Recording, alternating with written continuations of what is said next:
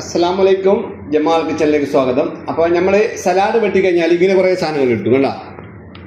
അപ്പോൾ ഇങ്ങനെ കുറേ സാധനങ്ങൾ കിട്ടുന്ന സമയത്ത് എന്ത് ചെയ്യണമെന്ന് വെച്ചാൽ, വെളുത്തുള്ളിൻ്റെ തൊലി നല്ലതാണെങ്കിൽ, മരുന്നടിക്കാത്ത വെളുത്തുള്ളി ആണെങ്കിൽ അത് എടുക്കുക.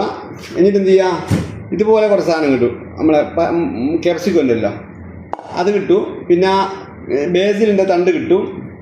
അതുപോലെ ഈ പാർസലിൻ്റെ തണ്ട് കിട്ടും. ഇതൊക്കെ കിട്ടും കേട്ടോ, ഇതെല്ലാം കണ്ടില്ലേ. അപ്പോൾ അതുപോലെ മല്ലിച്ചപ്പിൻ്റെ തണ്ട് കിട്ടും. മല്ലിച്ചപ്പ് വേറെ ആവശ്യത്തിന് എടുത്താണ്. അപ്പോൾ ഇതുപോലെ തണ്ട് കിട്ടും.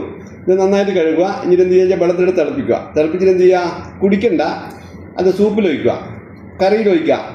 അപ്പോൾ ഇതെല്ലാം ഒന്നും കളയേണ്ട സാധനമല്ല, ഇതെല്ലാം കറിയിൽ വേണ്ടിയാണ്. പക്ഷേ എല്ലാവരും എന്ന് വെച്ചാൽ നന്ദി അടിക്കലും പൈൻ്റെ വെള്ളത്തിലിടും. അപ്പോൾ അതൊന്നല്ല ചെയ്യേണ്ടത്, മനസ്സിലായോ? അപ്പോൾ ഞാനിവിടെ സലാഡ് വെട്ടി കഴിഞ്ഞു. അടിപൊളി സലാഡാണ് ഇത്. ഓൾ ഇംഗ്ലീഷാണ്, വേറെ മലയാളമൊന്നുമില്ല. അതിന് പോയിന്റ് കേട്ടോ. അതിന് മലയാളം എന്ന് പറഞ്ഞിട്ട് പോയിന്റ്, അത് ഇംഗ്ലീഷുകാർക്ക് ചെയ്താണ്, സായിപ്പന്മാർക്ക്, അറബിയക്കും.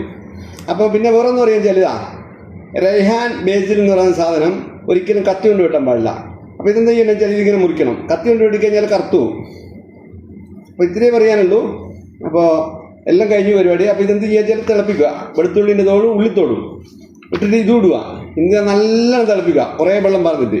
എന്നിട്ട് അതിൻ്റെ ബെനിഫിറ്റ് കംപ്ലീറ്റ് എന്ത് ചെയ്യും, വെള്ളത്തിലിറങ്ങും. ഇതിൻ്റെ സൂപ്പിലിടുക, സൂപ്പിലൊഴിക്കുക, കറിയിലൊഴിക്കുക, എന്തിനു വേണമെങ്കിലും ഒഴിക്കുക, കുഴപ്പമൊന്നുമില്ല. ഇനിയിപ്പോൾ പറയുന്നുണ്ട് നിങ്ങൾക്ക് അന്നേരം ആവശ്യമില്ലെന്ന് കുടിക്കുക. നല്ലോണം തണിഞ്ഞ ശേഷം സഞ്ചി കെട്ടിയിട്ട് ഫ്രീസറിൽ അടച്ചായി.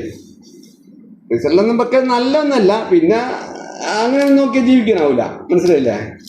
വേണ്ട, പൊതിനൊരു തണ്ട്. ഇതാണ് ശരിക്കും സ്റ്റോക്ക് എന്നുള്ള സാധനം. ഇത്രയും പറഞ്ഞുകൊണ്ട് നിർത്തുന്നു. Bye bye.